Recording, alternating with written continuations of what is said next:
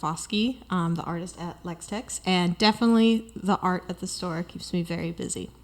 That's incredible. So tell us about your store and what all is keeping you busy running that and starting that, and then we'll dive into your art as well.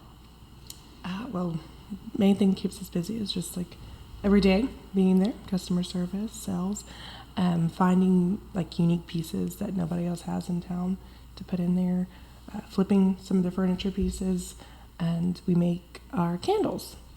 My husband started doing that, and I help him out. And then trying to keep stock and market. Operating a business. Yeah. Hey, can I ask you to move your mic up just a little bit closer to you? That's excellent. Perfect. Thanks, Lexi.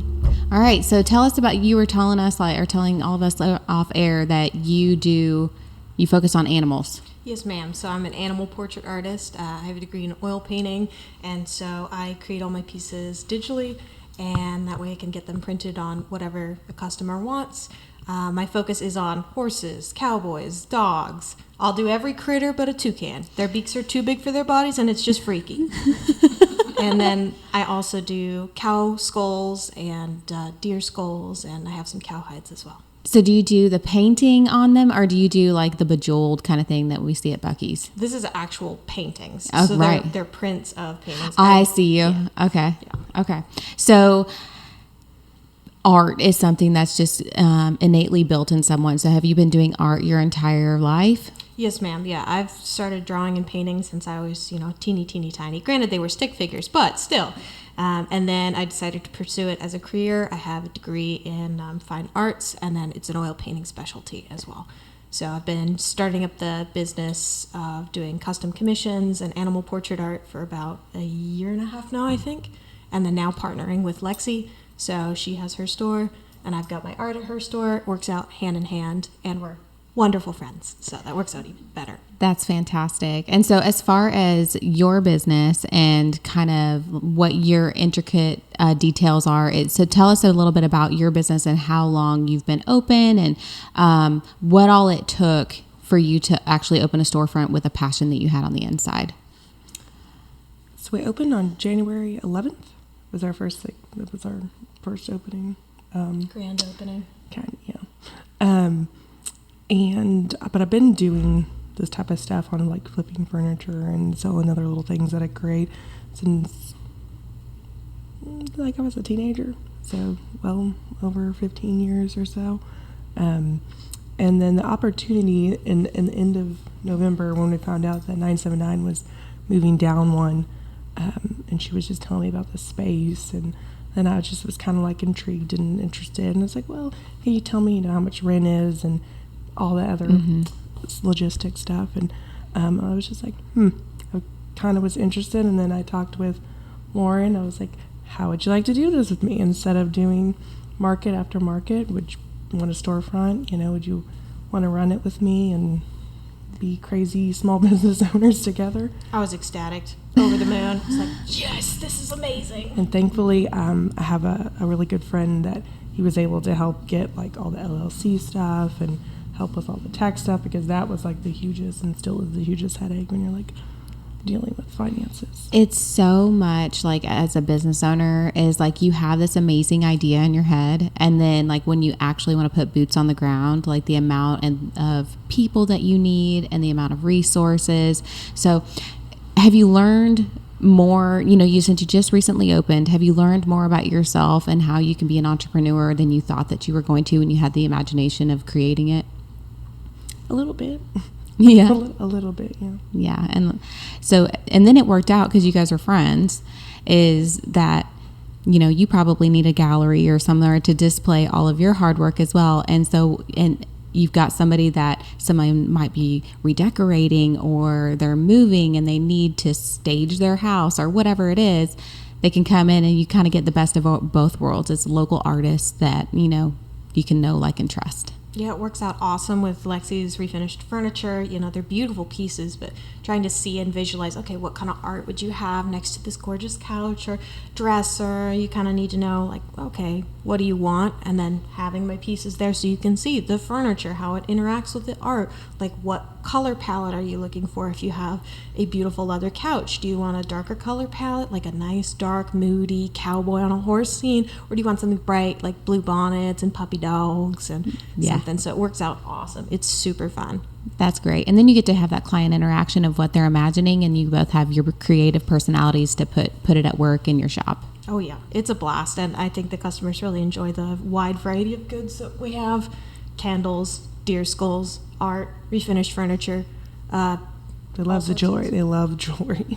Are you creating the jewelry? No. Yeah. Okay, so you're like wholesale, like in a sense, wholesaling it. Yes. Yeah. I buy it wholesale and then just resell it. I love retail. that. That's so cool. But we still try to get really good prices on it.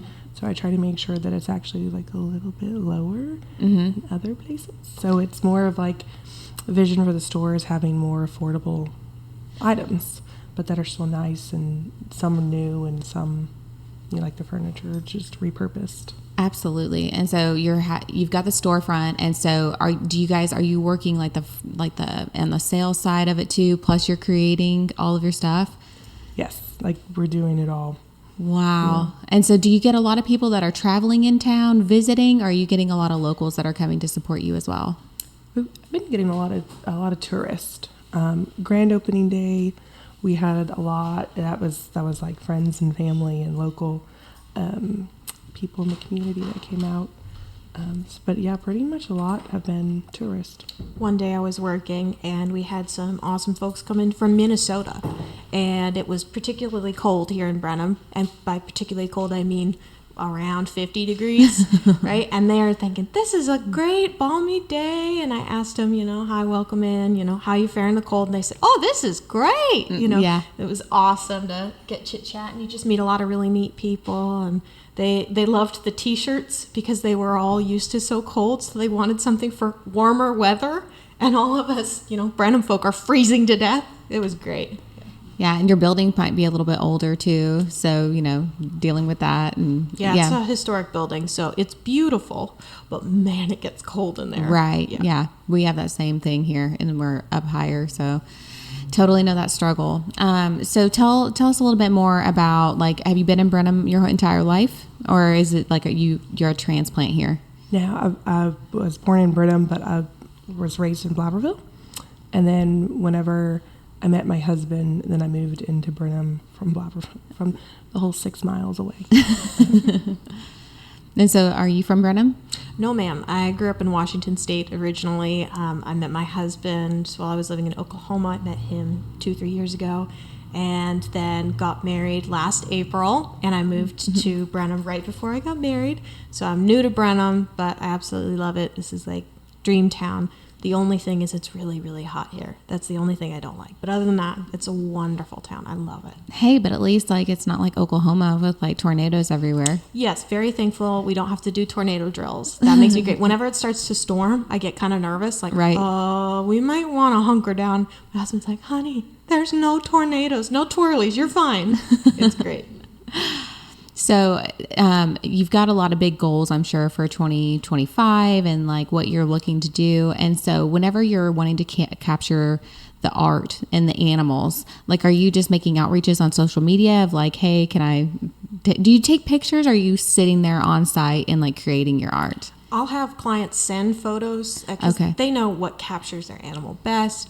Most of the time, I'm kept very busy. I'm traveling. I'm on the road a lot. My husband works Longhorn cattle, so I go with him when I'm not working at the store. And I don't have time to go and sit in and take photos of someone's animal, so they just send me stuff. Okay. But social media, definitely. I'm on Facebook page, Artists of Brenham. I'm on local Texas artist groups. And then I have an Instagram. I have a website as well. Word of mouth is also really wonderful because someone has a portrait done. They're like, hey, you should do this, you should get your dog done. And then other people go, oh yeah, I want Snickerdoodle done too. And so word of mouth is really one of the biggest things right now has been it's been really fun. I couldn't agree more with like this area is like, it's all about who you know and like having those conversations, and then you put it on social and it can take off really easily. Yeah. So you've been from here. And so like, are you finding the support in the community and your business and in the sales that you're having? Yeah, it's like I said, it's been like a slow January and slow February starting out. But yeah, we've got a lot of local community members that are rooting for us and supporting us in many different ways. I love that. And so tell us about your candles. Or like, what makes them unique? Well, the scents are pretty much your popular scents that are out there right now. But we have named them after ghost towns, Texas ghost towns.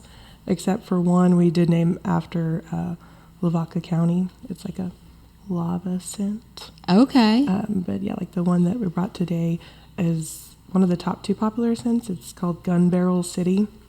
That's so cool. Which I told my husband, it's like, you have to put city on there because he had gun barrel, and people were like, oh, does this smell like you're cleaning your gun or something? I'm like, no, it's quite pleasant actually. I think it's also cool. They use reclaimed glass for some of their candles, which is amazing. That's awesome. So are you like people bringing you stuff? How does that work?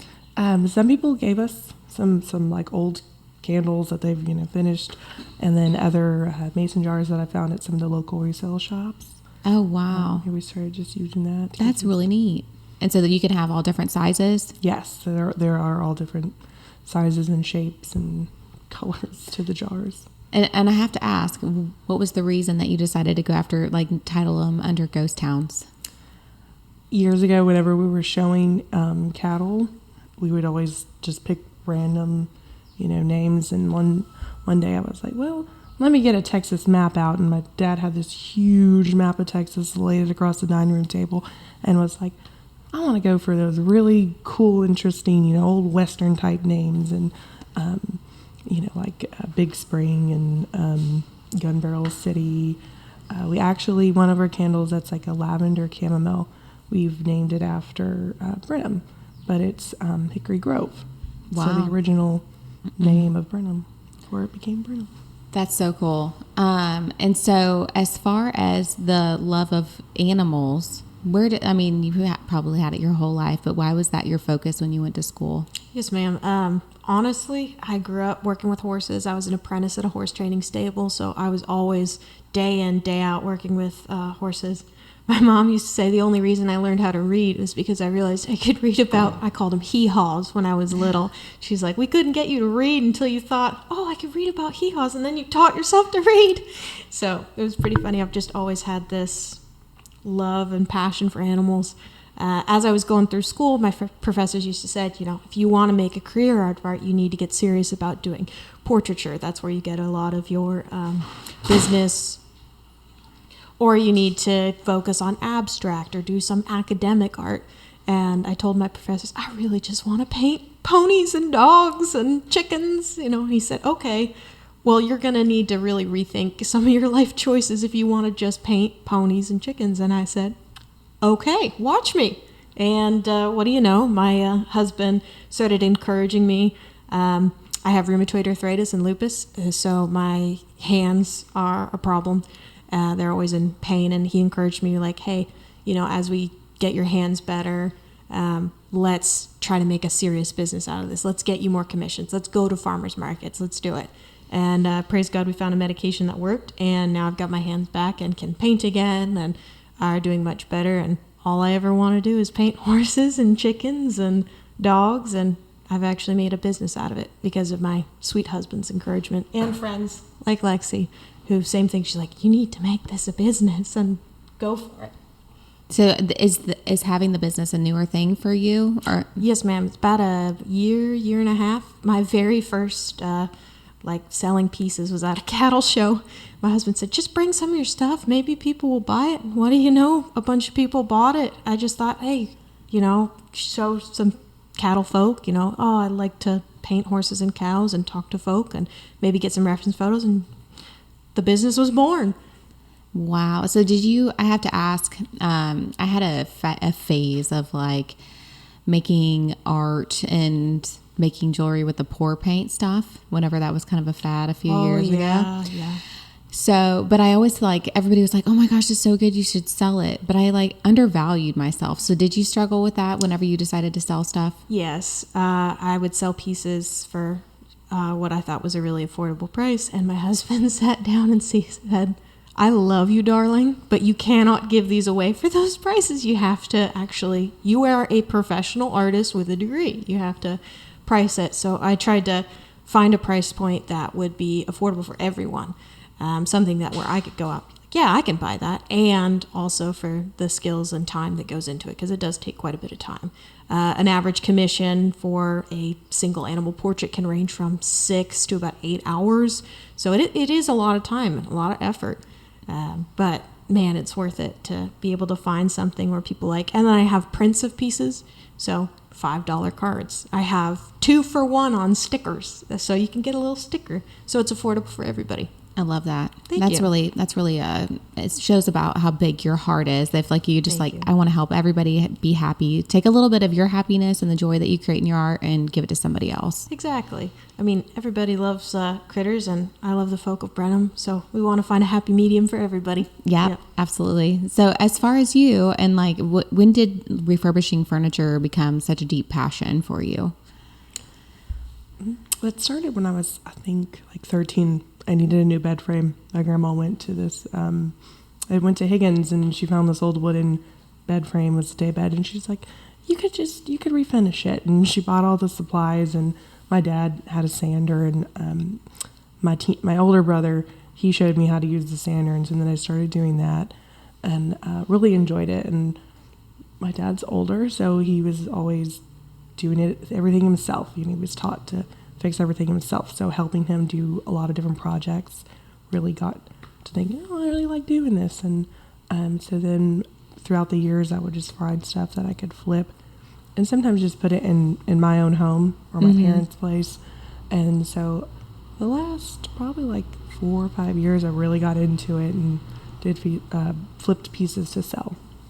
Wow. And so and I enjoy doing it. And some pieces don't take that much time, others do, but So it's kind of like what she was saying, like that depends on the amount of time and energy and effort that goes into refurbishing something as far as the value that, it'll be for somebody else. yes. And like the same thing with pricing. It's like I've had a few friends that have antique stores and have sold at other antique stores, and I'm like, you're such underpricing. And I'm like, well, honestly, for me, I'm like, it didn't take me that much time to do it. And I know I could price it for more, but I'd rather sell it faster. And then And other do more people- art. Yeah, do more. And then other people, in this day and age and economy and all that, have pieces that are affordable that people can, buy. Yeah, for sure. And so I have to ask, when you guys decided to work together, what were some of the key assets that you were like needing help with in your business that you may have found in the other one? Oh man, Lexi is so talented at not only just staging items, but knowing what people want, right? I'm not a big shopper, really. I'm like, I want to shop for everything I need in an hour tops. I'm done. Go spend the rest of my day, whatever I want to do. So Lexi was like, you should make t-shirts, have your designs on t-shirts. And I went, oh my gosh, Lexi, that's genius. And then how to lay out the t-shirts, and she suggested blankets and doing all these different merchandising things and helping me kind of set up. I grew up with the gallery thing, so the art side of things, and then old horse tack stores. But other than that, I don't really know what people want. And so Lexi was like, no, you should try this and try this setup. And she also helped me talking through like getting your sales tax ID, because I don't know any about that. So she's been a huge help. And I love that when we're done with the store, sometimes we'll just go hang out at her place, and she's got great ideas for the store, and then we'll just crack open a couple of drinks and watch movies together. We were just finishing the show Landman. We finished the whole That's series a good with show. them. It was great.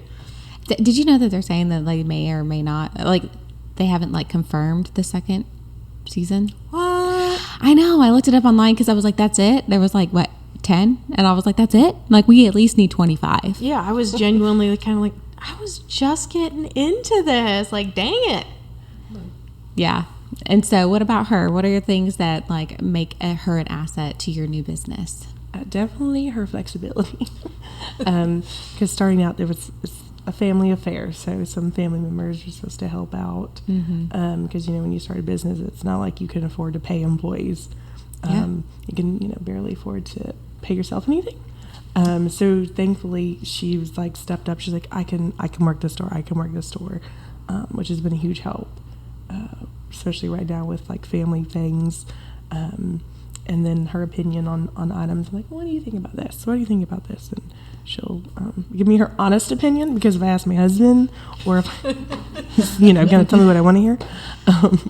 Although her husband, especially Samuel's very blunt, so I can always ask. He's a straightforward Texas man, and I try to be he's the salty to the sweet, and I'm the sweet. So like, oh yeah, that looks beautiful, but I also want to be honest and say, maybe not that color. Maybe a different color would look a little bit better.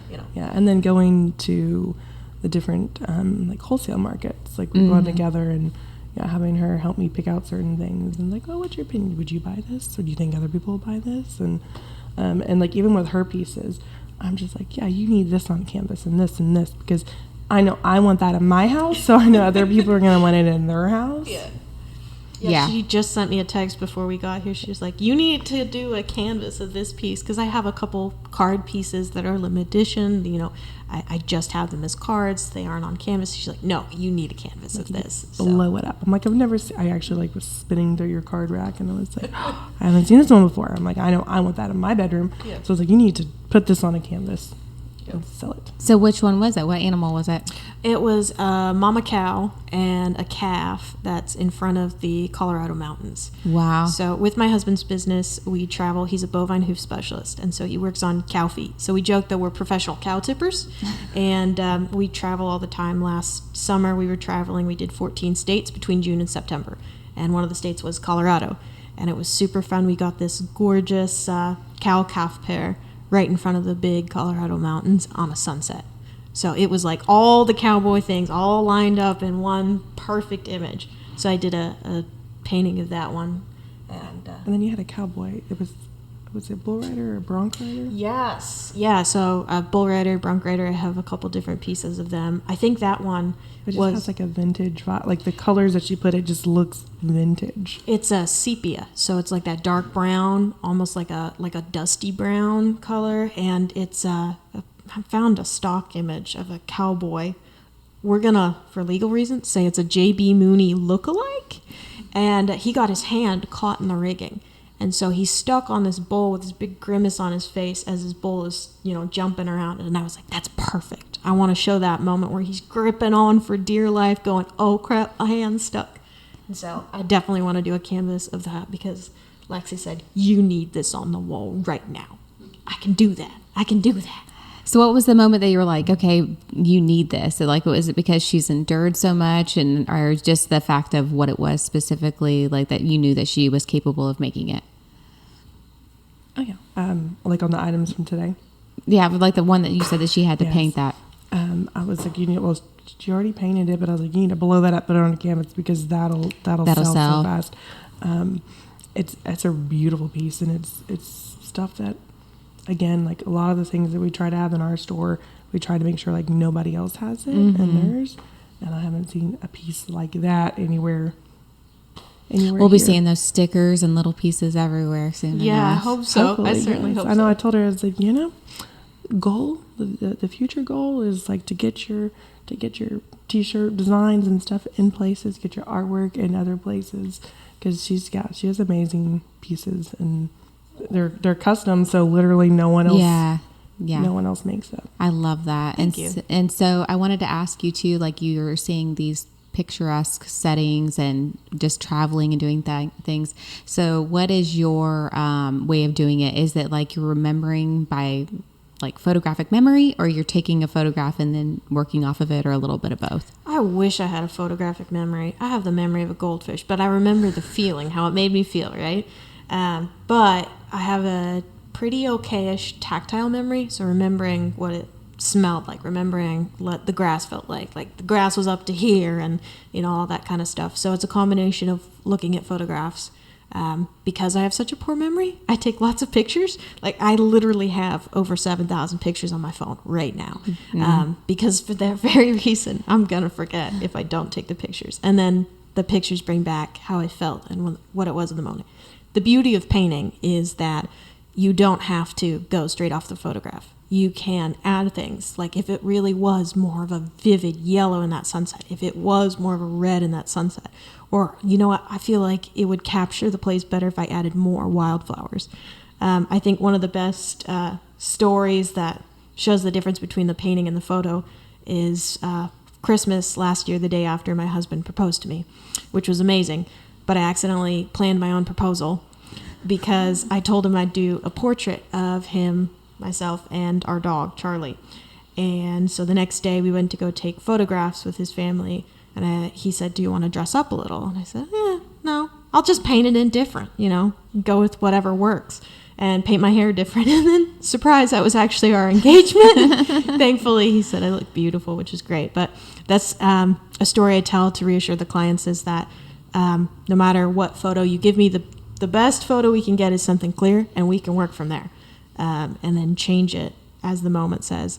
I do a lot of memorial portraits, animals that have passed, as a way to remember them. And a lot of clients, this past year, I'd have over 12 clients that all had animals that had passed.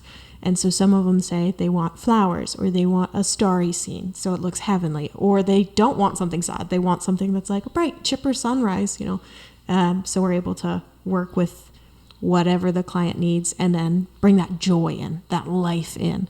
So the clients can see their animal and remember how joyous it was to be a part of that animal's life. Oh, it makes me want to cry.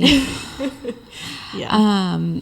That's incredible. And so you're obviously working and doing landscapes as well. And so did you ever have difficulty like with one or the other, doing landscapes and or the... That's an excellent question. Truth be told, I hate landscapes with a absolute passion. I mean, truly, I do dread it. You abstract art it and just like... Whenever I start a piece, so we get the photograph, I do a sketch to get the composition right, and then immediately finish the landscape because of how much I dread it. I know that's the hardest part of the whole piece for me. So do the hardest thing first, and then everything else is a joy afterwards.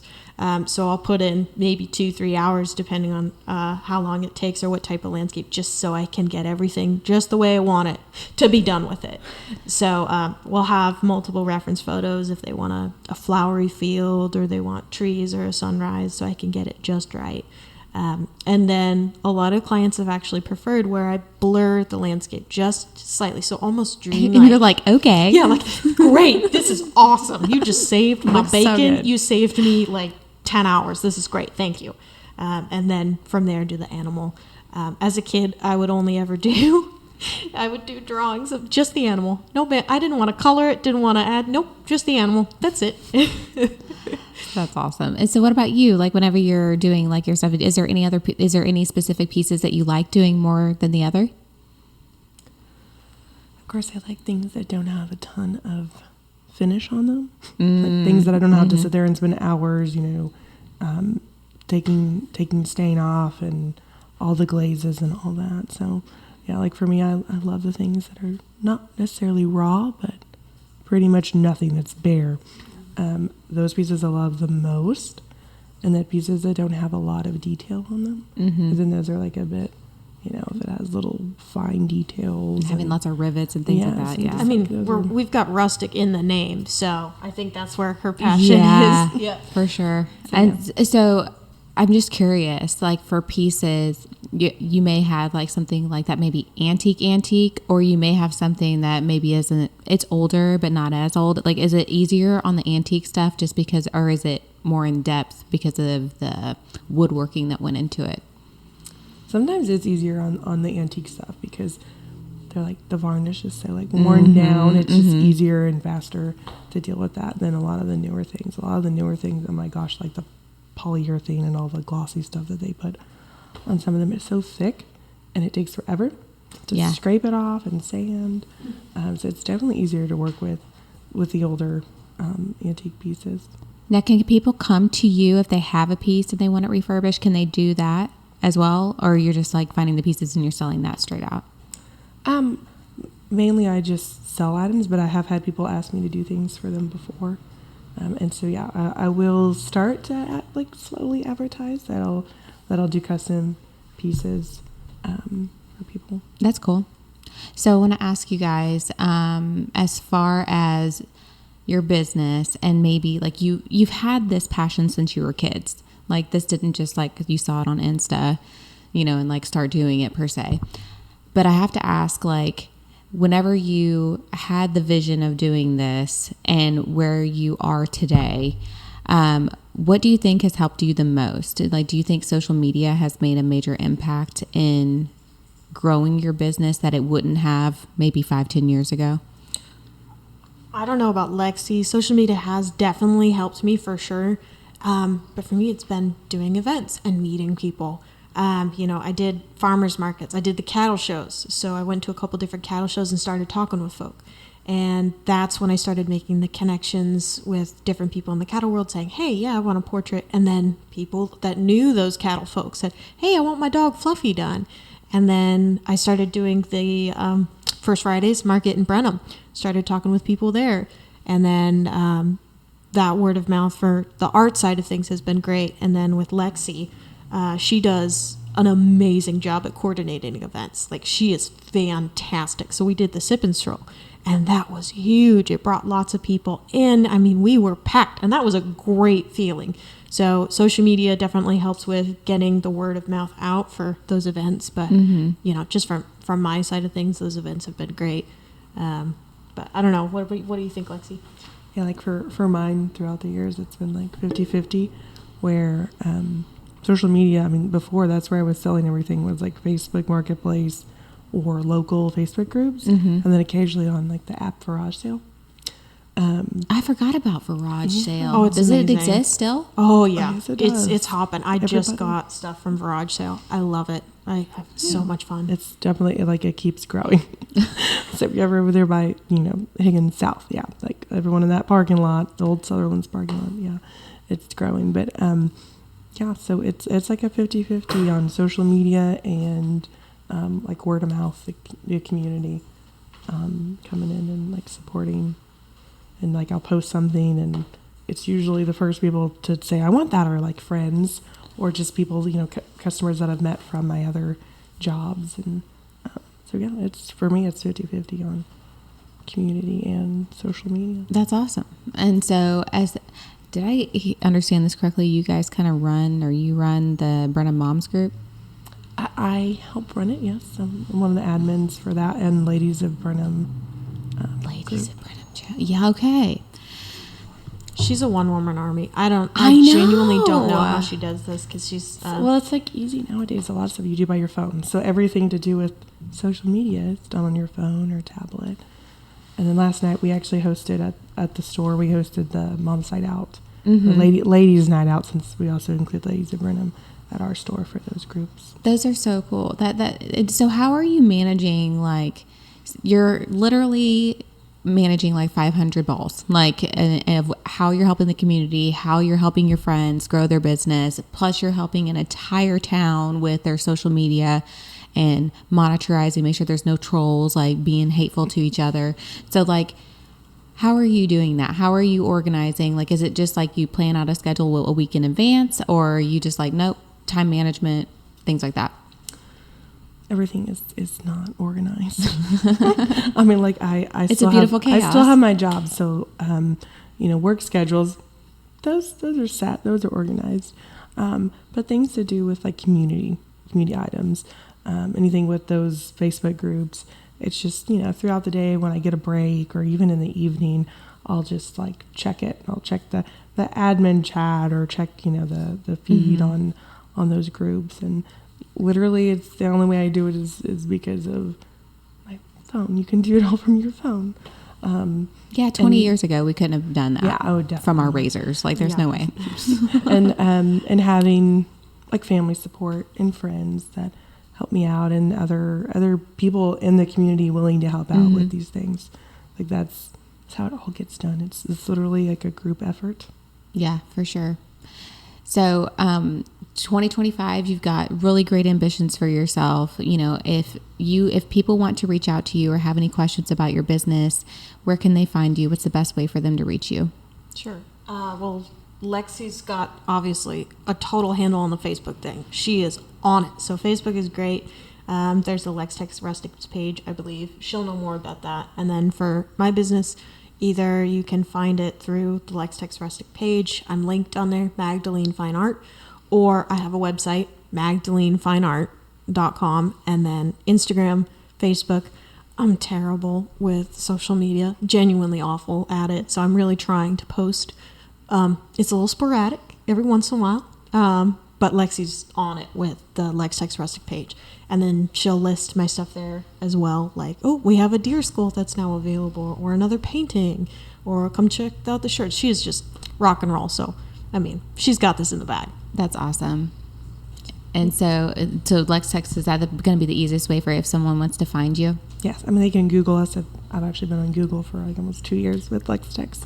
So Google and Facebook. And then I just created an Instagram, but I'm not an Instagram person, so it's kind of thing with I'm her. with like, you, girl. Occasionally, you'll see something on our business Instagram, but mainly Facebook. Yeah, so you guys are hitting all the social media aspects. You're like handling customers. You have a storefront, so you guys should be very, very proud of yourselves, like, because that's a big hurdle to get through. And so I know that we wish you guys all the best, and it's incredible what you're doing for the community. So did you have any final thoughts that you wanted to share with our viewers? Yeah, well, pretty soon we're actually going to have a little bit of boutique style clothing. Ooh, fun. So we'll have a little bit, hopefully the end of February, we'll have some of that, and we'll have more t-shirt designs and t-shirts out, and some other little fun, like home furnishings, like all brand new stuff. A lot of people, like, the biggest thing they think is we're an antique store, and we're like, we're not. We just have like a few antique pieces, but just more for a Texas boutique. So we have it all, and we plan to have a little bit of clothes. And yeah, you're hitting all the markets, like when they come in from out of town, and it's just like, when the husband's tagging along. Exactly. Yeah, we're working on some. I was telling her, I was like, we need something, a lot of stuff that says Brenham, because tourists want stuff, and even our community wants stuff that say Brenham and Burton and Belleville and Blabberville. Yeah, absolutely. I love that. It works out great because we always have something new in the store, or some new item or home decor. So we've got salt and pepper shakers. We have John Wayne knives. So fellas, if your wife is dragging you along, we do have things for guys. My husband's brother is a farrier, so he has horseshoes. So we've got a lot of these real, like, legit horseshoes that are really rustic and antique and old looking. We've got rasps as well, which people love that kind of stuff, and especially it's used by rodeo folk every day, so they want a little piece of the rodeo to come with them. And we always have something new in the store. I just finished an antelope skull on a plaque, so if you want something a little bit different, guys love a man cave, right? Mm-hmm. And they're always looking for the newest cool little deer skull or plaque or something. So I've got these really 2 rare African antelopes called an addax, and so there's beautiful long horns. So we've always got something new, and pretty soon here we'll have painted cow skulls. So I'll be painting on a couple of them, and then have them in the store, and some longhorn skulls as well. They are huge. They are huge. They're monsters. The one that we have in there now, it's a longhorn skull. His name is Frankincense for short. He's over 90 inches tip to tip from his horns. So if you take a tape measure from one horn to the other horn, 90 inches across, which that's a huge I think wingspan. it would fit behind you guys. It would look lovely. Yes, it would look pretty right cool. here in y'all's office. Yep. So I have a bunch of longhorn skulls that I'm working on. I have 12 of the 2 or 3 year old ones, so they're wider than this couch, but not as big as a monster as Frank. He's the biggest skull that we have, and he sadly isn't for sale, but we'll have many more in the future. So lots of new stuff. You guys are so fun. Like, I truly wish you guys all the best. Thank you for your, like, joyous spirit. It really lifted me up. And, I think you have great opportunities at your fingertips, and just, starting a new business can be daunting. So thank you so much for sharing your story with us. Yeah, absolutely. Thank you so much for giving us the opportunity to share. Yeah, Thanks for having us Of and sharing course. our story. Absolutely. If you want some art and you want to refurbish your place, then you know who to call. And so if you want to reach out to us or want to refurbish your house and maybe put it on the market, find us at texastrioteam.com. Thank you so much. Take care and keep living your best life.